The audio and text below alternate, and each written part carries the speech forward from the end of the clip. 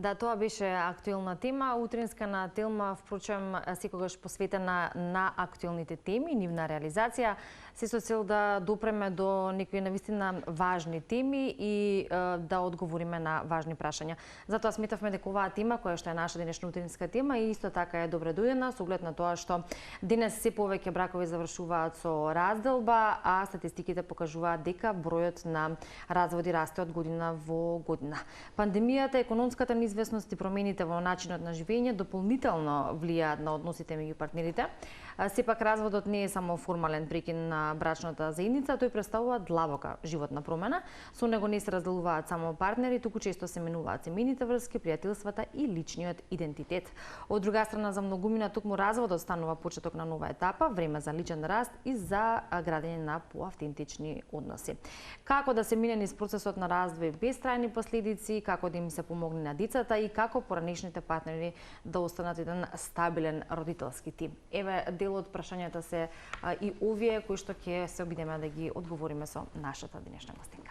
Да, нашата денешна гостинка е Елена Чикос, системски семеен психотерапевт со богато искуство на тема разводи. Така што верувам дека ќе дадеме клучни поенти за целата оваа ситуација која што ја живееме веќе години наназад. Елена, добро утро. Добро утро. Добро утро. Добре ни дојдовте. Добро утро, добре ве најдов. Ви благодарам многу на поканата. Ова е навистина актуелна тема и секогаш важна, затоа што нашето општество и како се соочува со предизвици на тема брак, на тема развод, на тема постразводно родителство, така што многу е важно да го позборуваме. Има многу што да се зборува. Ќе се обидеме во овие минути да ги опфатиме оние поважни или поклучни аспекти, затоа што спомена и Ивана покрај разводот, животот понатака каков ќе биде и за брачните партнери, кои што нели некогаш биле брачни партнери, но и за децата. Акцентот ќе го ставиме малку повеќе се разбери на тие дечиња кои што многу често живеат во нели два различни паралелни светови. Но да започнеме некако од почеток, со оглед на тоа што имаме навистина пораст во бројката на разводи, за разлика од нели склучени бракови. Може би, она што и пред малку ние зад камери го споменавме, ситуацијата со пандемијата која што промени навистина многу работи, веројатно имаше влијание и на разводите. Од каде, дали сметате и вие дека современиот брак е навистина под притисок и што се случува можеби од пандемијата наваму во поглед на разводите? Благодарам, и ова е многу важно што го прашувате. Современиот брак и како е под притисок. Самата статистика кажува зголемување број на разводи, тоа може да го видиме баш како во еден систем општество, како еден симптом кој кажува дека има нешто што треба да се менува, има нешто што не е окей во моментот. Институцијата брак, семејството како клетка на општеството, она што од секогаш сме го зборувале, во моментов има потреба од некаков вид на промена. Има потреба да се реструктурира, можеби да некако општеството поинаку функционира, за да таа клетка, тоа семејство, тој брак поинаку функционира и да не се разделува. Но исто така потребно е можеби и вредностите во едно општество да се променуваат и да гледаат малце поинаку на разводот, да гледаат на разводот како еден начин на реструктурирање на семејството, а не како клучен момент на некоја разделба и некоја, да не речам, трагедија која се случува, туку некој начин на ново реструктурирање, ново функционирање на тоа семејство, на тие родители и тие деца. Да. Во контекст на ова кое што го говорите, нели раскинувањето на брачната врска или на она врска која што имаат партнерите не е само раскинување на таа врска, туку е дели и губење на идентитетот на брачните партнери, потоа заедничките пријателства, семејните врски, значи доста покомплексно од само раскинување на врската која што имаат меѓусебно. Да, секако, затоа што разводот, ние често го гледаме на разводот како еден вид на настан кој се случува, односно тоа е моментот на легален развод, каде што судот донесува пресуда за развод на бракот и го гледаме само од тој аспект. Но разводот не се случува, не е само еден чин, разводот е процес. Пред се разводот има фаза која е предразводна фаза, која е донесување одлука за развод и таа трае неколку години пред самиот чин на развод, каде што самите партнери размислуваат, се обидуваат можеби да го променат начинот на функционирање, да обстои бракот, донесуваат таа одлука, ги менуваат вредностите. И во тој цел процес важно е, односно и се случува прифаќање на нов идентитет, на тоа што ќе се случи после нашиот развод. Како јас ќе се доживам себе си, која сум јас или кој сум јас после мојот развод, каков родител ќе бидам, каков човек ќе бидам, што е она што се случува со мене. И оваа фаза продолжува и после чинот на легален развод на брак. Кога партнерите се разведуваат, тоа не значи дека они се разведуваат само еден од друг. Разводот исто така на повеќе нивоа, на ниво на социјално ниво, односно се разделуваме, се одвојуваме од можеби заедничките пријатели, семејствата по потекло. Психолошки се разделуваме еден од друг, она што кажувам, да ние разбереме кои сме, да разбереме што се случува со нас после тој развод и каков идентитет ќе креираме понатаму. Се разделуваме и емотивно, значи сами емоциите и се она што сме го доживувале во бракот е важно да го реструктурираме и да го доживееме на друг начин. Така што разводот не е само еден чин, еден момент, туку е и tekako процес пред и потоа. Го споменавте процесот пред. Колку тој има влијание во промената на одлуката за дали ќе биде тоа конечен развод или можеби помирување. И колку тоа помирување ако се случи, може понатаму да има да резултира со добар брак или можеби со брак колку да се каже дека да се обстои. Да обстои, да. Да, знаете, секако дека има влијание, но не само тој момент на донесување на одлука за развод, секако има влијание целиот брачен период, односно фазите во самиот брак. Кога на почеток на самиот брак имаме фаза на меден месец, каде што секако не ни паѓа на памет идејата за развод, а потоа тоа се околу првите 5 години од бракот во просек, а потоа доаѓа она фаза кога ние веќе таа honeymoon phase ни се таа идеална слика за партнерот се руши и важно е да се реструктурираме. И сега во тој процес најчесто тогаш доаѓаат деца, доаѓаат обврски кон деца, и ако нема деца имаме размислување зошто нема родителство и секакви други кризи што доаѓаат во бракот. Важно е како ние ги надминуваме тие кризи.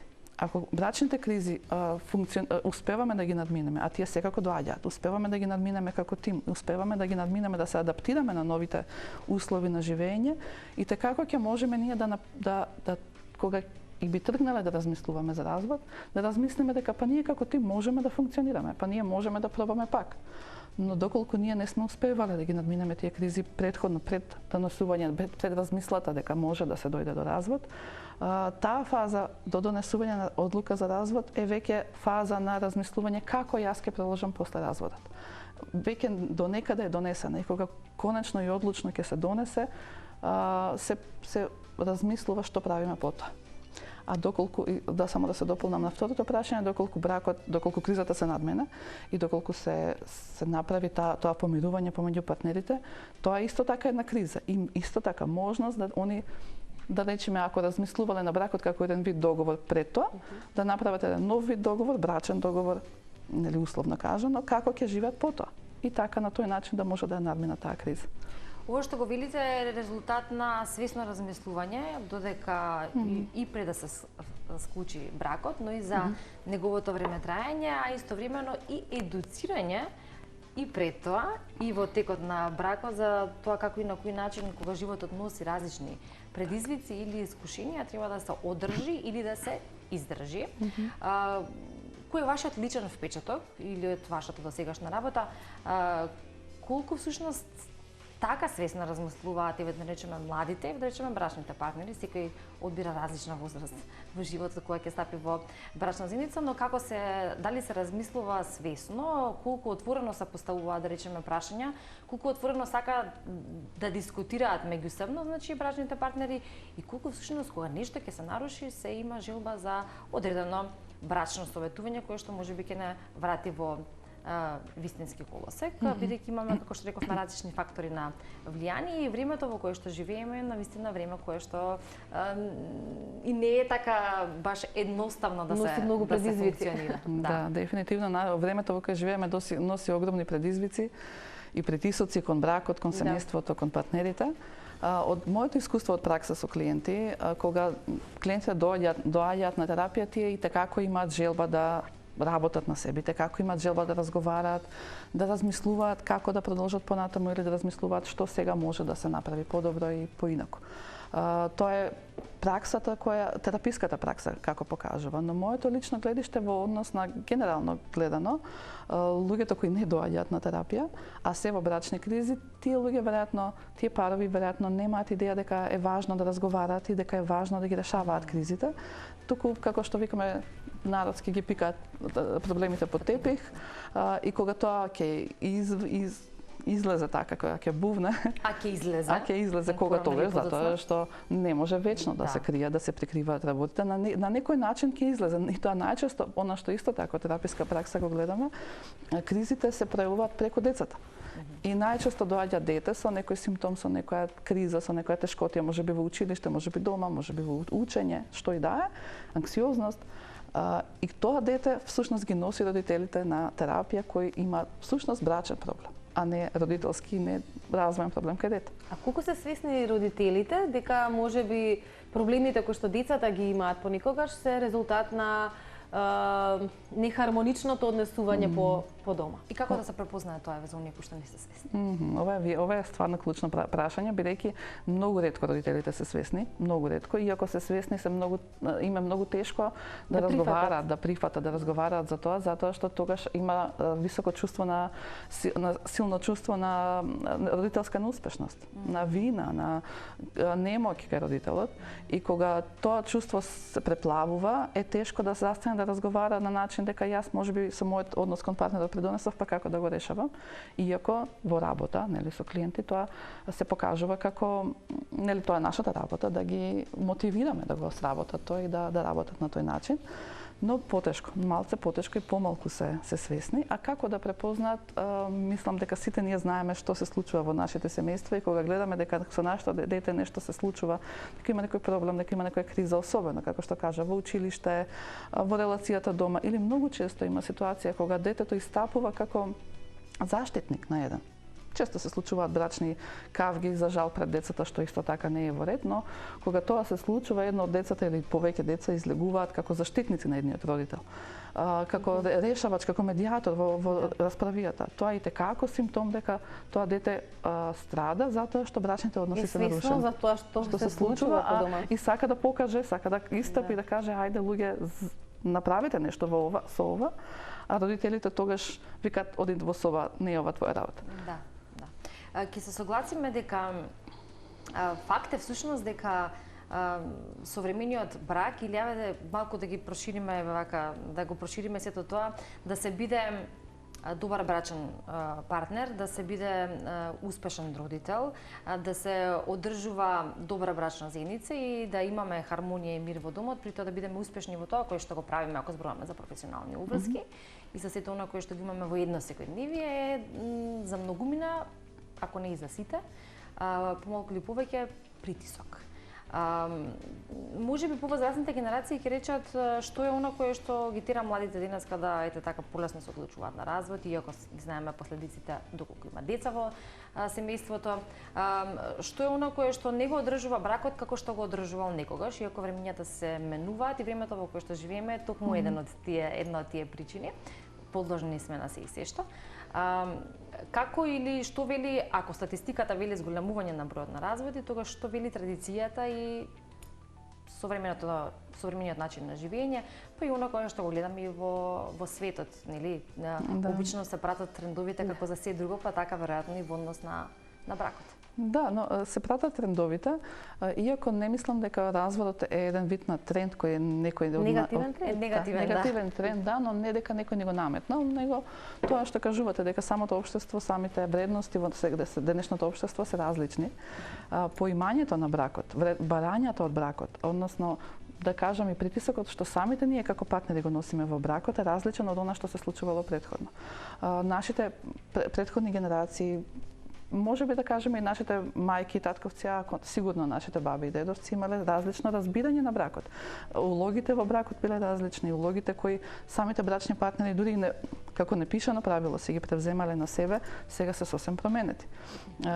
Што и како е за охрабрување, што например ако зборуваме например однос машко-женски односи, како сега жената има идеја дека е важно нејзината професионална улога во светот да опстои, е за охрабрување, тоа прави дополнителен притисок. Што значи дека сега важно е да се реорганизираат брачните партнери, улогите да ги реорганизираат, начинот на кој ќе функционираат, ресурсите кои ќе им бидат нив дадени, особено поддршката од семејствата, поддршката од општеството, за тој брак да може да обстојува на сличен начин како што обстојувал претходно, односно да функционира долгорочно. Исто така вредностите за важноста на бракот, значи традиционално се смета дека бракот е еднаш за секогаш. Додека смртта не раздели, како викаат американците. А сегашните вредности и сегашните, тоа е она што трендот ги носи новите вредности. Новите вредности викаат дека бракот почнува, но може и да заврши. А може и да се повтори и повторно може да заврши. И тоа е нешто што е окей, тоа е нешто што е возможно и нас ни дава нови шанси, нови предизвици, нови улоги во светот, а не е нешто што нас не е затворено. Не држи ограничени, или затворени. Да, нити не обележува како што претходно се размислувало дека ако некој се разведе, тогаш е маркиран за цел живот и тоа е нешто што ќе го дефинира неговиот живот како негативен, како нешто што тешко и лошо ќе го надмине. Напротив, може да ќе има криза, но таа криза ќе не реструктурира како личност и како семејства со претходниот партнер, па и со идни семејства. Колку од луѓето ве се одлучуваат на повторно стапување во брак? Сега не барам или статистика, но вашето искуство што вели, затоа што сте сведоци на бројни разводи, но колку од луѓето умеат тука покрај сите овие притисоци кои што ги споменавме, затоа што факт е дека до некаде се уште сме некое традиционално општество и стегите се уште постојат и кога тој некој би се одлучил да се бори со сите тие стереотипи, борбата факт е дека е тешка. Од сите страни осуди, од сите страни етикети. Но охрабрени ли се луѓето да повторно се склучуваат бракови? Или се поскептични заради првите неуспеси? Мислам дека ова второто е почеста ситуација, иако не знам точно статистички да кажам, од мојата пракса сум видела и едниот пример и другиот пример, но сметам дека баш тие стереотипи, баш тие покажување со прст да кажам, дека некој е разведен, дека бил претходно во брак и тој брак бил неуспешен, оневозможува да оној партнер што ќе го одбере повторно да се одлучи да стапи во брак со првичниот партнер. Односно, исто така самата сомнеш дека што ќе ми е сега мене брак кога можам и без тоа. И тоа е исто важно да не се стапи во брак. Иако партнерските врски после разводот и tekako се присутни и важни и се одржуваат, иако се можеби вонбрачни врски се одржуваат на начин на кој функционира едно семејство. Да. Ги споменавме во неколку наврати децата, па би сакала малку повеќе да посветиме внимание за нив. Во смисла на тоа, факт е дека кога ќе дојде до развод, децата живеат во два паралелни различни светови, во одредени денови со мајката, во одредени денови со таткото, а понекогаш можеби едниот родител е понеприсутен, нели, во зависност од ситуацијата. Последици за децата секако има. Некој ги чувствува во тој период, некој ги чувствува можеби подоцна во текот на животот, но факт е дека се неминовни. Да. Кога е можеби вистинско време или каков е правилниот начин за да им се соопшти на децата дека родителите ќе се разделат и како понатака во смисла да верувам дека не може да се спречат последиците, но можеби да се намалат, да се минимизираат. Постои ли такво нешто? Да, одлично и да, секако постои и одлично прашање, затоа што децата знаеме да ги кажеме дека се жртви на разводот, иако не сакам да го употребувам тој термин жртви, но децата и tekako го чувствуваат разводот. И нешто што е многу важно да се спомене, дека родителите не се разведуваат никогаш. Родителите се остануваат родители на децата целиот нивни живот, се разведуваат само партнерите. Во бракот има партнерска релација, каде што ние сме како партнери еден со друг, и има родителска релација, кога сме родители, таа релација останува и важна е да остане до крајот на нашиот живот, додека ние имаме дете или деца. Сега, како да се соопшти на дете, е многу важно да се соопшти на дете. Пред се, затоа што има многу случаи кога партнерите сметаат дека детето не треба да знае. Особено не треба да знае на почеток. А како што ви кажав претходно, децата го чувствуваат тоа. Дури знаат дека... И го гледаат. Да, дури можеби го претпоставуваат или го иницираат тоа со нивното однесување некогаш. Важно е да се соопшти. Идеална слика би било кога двајцата родители би седнале со тоа дете и би разговарале на начин на кој, зависно од возраста на дете, на начин кој е прикладен за тоа дете. Доколку се работи за многу мало дете, не може да се разговара за причините во никој случај. Ќе се разговара за тоа дека мама и тато се тука за тебе, мама и тато се уште те сакат, но мама и тато ќе живеат во одвоени домови, во одвоени куќи. Доколку детето е, например, адолесцент, многу често се случува да е заглавено, односно да му е многу важно да прашува кој е виновен, зошто е ова вака, зошто ова вака се случи. И важно е и тогаш да се разговарат причините, но никогаш не смее да се каже дека причината е детето. Нити па да се насочи на тој начин дека ние се расправаме поради тебе или како и да е. Детето е важно да се ослободи. А тоа го има во реалното, така? Па некогаш да, некогаш неумесно. Веројатно секој родител сака да го заштити своето дете, но веројатно неумесност или од афект кажува работи што не ги мисли, ќе се спомена, а тоа се врзува за детето. Децата е важно да се ослободат од тоа чувство на вина. Затоа што не сакајќи кај нив се јавува тоа, може би јас нешто сгрешив, или се јавува тоа чувство, па ако они не се сакаат меѓу себе, може би не ме сакаат мене. Или ако во случајов едниот го напушти другиот, па може би ќе ме напушти и мене. Важно е да им се каже дека виновникот не е детето, дека никој од нив, дека вината не е важно сега да се бара, туку дека сега е ситуација во која ние ќе живееме одделно, а ние се уште ќе сме твои родители, ќе те сакаме, ќе те поддржуваме. Зато тоа дете разбере. Во реалноста и во праксата тоа функционира така. Што е со последиците кај децата? Тоа сакам да. Како понатаму би влијаело во животот на... Така, доколку се случува на овој начин, иако познавам пример од пракса што се случува на овој начин, затоа ви кажам, луѓето што ги гледаме на терапија успеваат да стигнат до ова затоа што бараат начин како да стигнат до ова. Луѓето што не ги гледаме во терапија често прават грешки и тие грешки се веќе последици за децата. Доколку се случи на овој начин, децата ќе имаат помали последици, односно ќе го оджалат разводот, ќе жалат, ќе бидат тажни за тоа што се случува, но тоа како процес поминува и потоа ќе научат дека сега имам она што кажавте, два паралелни света. Да, ќе има две семејства, а не два паралелни света, него ќе има два света во кои тие припаѓаат. И тоа е многу важно како чувство. А доколку се заглавени во таа ситуација, кој е виновен? Па сега тука имаме момент на поделена лојалност. Дали јас да го поддржам тато или да ја поддржам мама? Кон кого да пристапам поинаку? Дури можеби несвесно родителите ги учат децата на манипулација. Кај мене ќе кажеш тоа, кај тато ќе кажеш тоа. Стануваат и поштари, што е многу лошо. Тоа се последиците како се гледаат кај децата. И потоа децата стануваат учат да манипулираат, учат да имаат лоша слика за себе. Понатаму имате такви односи во животот или пријателски, партнерски? Да, нивните односи страдаат понатаму. Се прашуваат, тоа чувство на вина им обстојува, се прашуваат што сгрешиле во животот. А од друга страна, знаат, например, ако се во адолесцентска возраст, знаат да се налутат силно на еден од родителите, да го обвинуваат и тоа чувство на обвинување, тоа фаза на обвинување на другиот родител да не престане. А на тој начин се лишуваат од односот со родителот кој не е веќе присутен. И на тој начин се заплеткуваат сите односи, а тоа дете гради негативна слика за себе, гради лоши релации понатаму, релации кои не се квалитетни. Колку, извинивана, колку деца на разведени родители понатаму во животот, кога е прашањето брак, размислуваат како што треба или можеби малку поинаку од тоа како што вистински треба? Па и тука дали таму остава последици разводот?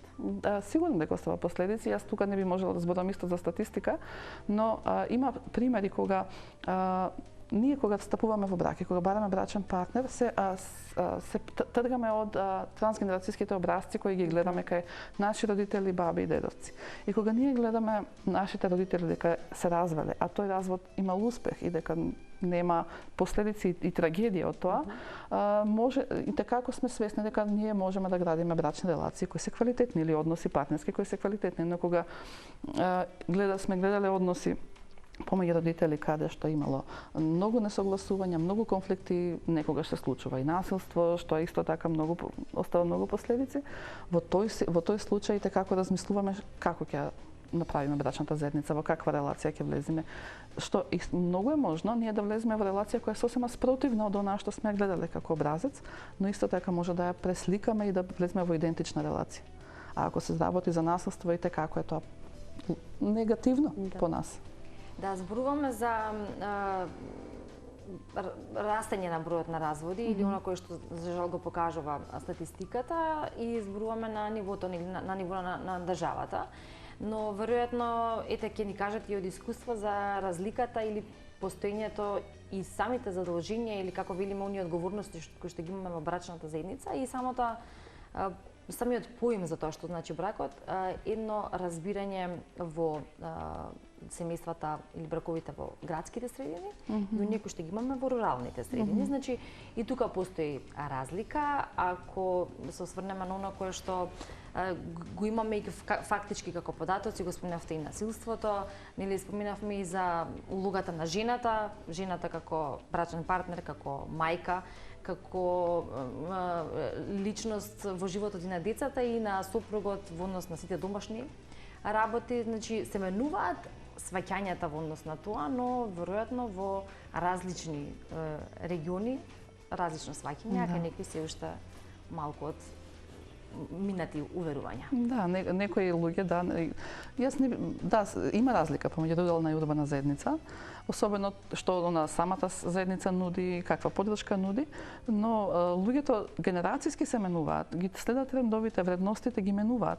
Сега во рурална заедница можеби е малце потешко да се внесат нови вредности, да се променува тој ментален склоп дека поинаку да се гледа на работите и се пресликуваат тие традиционални образци на уверувања, традиционални образци на односите помеѓу маж и жена, која е улогата на жената, мажот, семејството.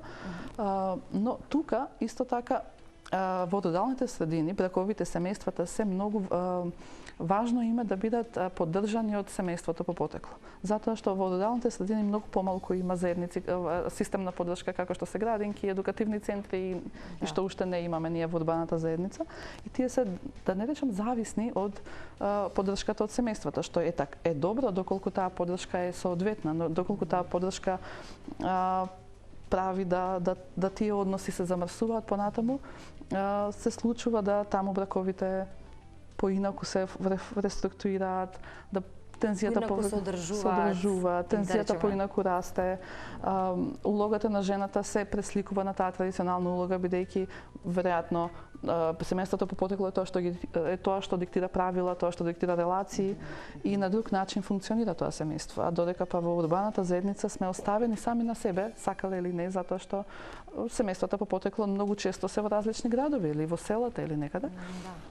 И кога сме оставени сами на себе, сме зависни од системската поддршка. Да, и ако ги споменавме фактурите претходно, но споменавме и дека и тоа вие добро го кажавте, растот на разводи кажува дека општеството треба нешто да промени. И сега нормално е дека бракот како институција може да доживува трансформација и трансформацијата ние ја гледаме, ако не е развод класичен или кој што кажавме кои се причините, тогаш ќе биде заеднички живот, вонбрачна заедница, нешто кое што и го гледаме и во светот, и глобално. Кај нас полека има и такви примери, но ете и од ваше искуство може да кажеме што всушност би значило живењето во една таква вонбрачна заедница. Дали вонбрачната заедница станува поуспешна од нели таа законска брачна заедница?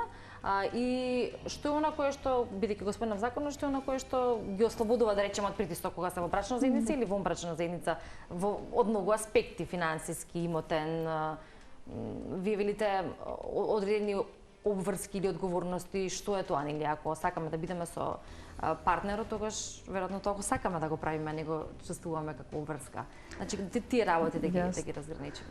Јасно. Сега, знаете, во брачните врски, од моето искуство од пракса можам ова да го зборувам, не од статистика, во брачните врски праксата е многу некогаш поважна од статистиката. Да, но во брачните врски луѓето влегуваат со идеја дека сакаме да градиме заедница, но не ни треба, значи не би сакали да имаме законска врзаност. Значи законски притисок, да, благодарам. Да, како законски притисок, односно како да има чувство дека ова го правам, но ако згусти можам побрзо да бегам. затоа што кога се разведуваме нели легално има и како други импликации. Но во брачната заедница е подеднакво важна како и брачната, затоа што во брачната заедница се исполнуваат сите оние потреби на човекот кои се исполнуваат и во брачната, и сигурност, безбедност, заштита, заедништво, градење родителство исто така во брачна заедница. Но сметам дека веројатно можеби особено со нивното гледање на светот како функционира, дека понекогаш разводите се тешки да се случаат, па по-флексибилни сме, некако по-флексибилно ни е чувството во брачната заедница, затоа и на тој начин обстојуваат, што можеби е нешто, а тука секако стојат улогите. Како ќе си ги поделиме улогите, што ќе правиме со својата професија, како ние ќе придонесуваме во самата заедница, од заедницата како ќе придонесува надвор во општеството, обстојуваат истите улоги. Така што можеби како тоа е една идеја да се трансформира брачната заедница на подолг рок. Во рамките на времето кое што ни е предвидено за утринската тема, верувам дека дадовме одговори за и ова со кое што се соочува и нашата земја во однос на растот на разводи, но и зошто тоа се случува и кога нешто се случува, не само да се гледа од негативен аспект во смисла дека дека не чини, дека треба да се одржува или по секоја цена, или да се осврнеме на она кое што го бара и самото време, современиот начин на живот, но истовремено и слухот кој што треба да го имаме меѓусебно како брачни партнери, а исто така и во интерес на она што е нашата иднина, а тоа се децата, и на каков начин треба да се живее и што значи всушност квалитетен живот кој што треба да го има секој од нас. А како велиме, ако родителите го имаат квалитетниот начин на живот, тогаш ќе го имаат и децата, бидејќи тие се и нивни примери. Па ете, добро е да и на некој начин велиме едукацијата исто така важна, да се биде едуциран, да се побара помош и да едноставно се слушне, можеби нели оној кој што е стручен по тоа прашање, па да го преминеме тоа и во пракса. Да, Лена, ви благодариме многу, бевте одличен соговорник и се надевам дека допревме до одреден број на граѓани, а можеби и до клучните во земјава со оглед на тоа што рековме. Разводите треба да бидат аларм дека нешто треба да се менува во општеството во кое што живееме. Така, ви благодарам и вам и ви благодарам на поканата уште еднаш. Се надевам повторно ќе зборуваме на некоја вака интересна тема.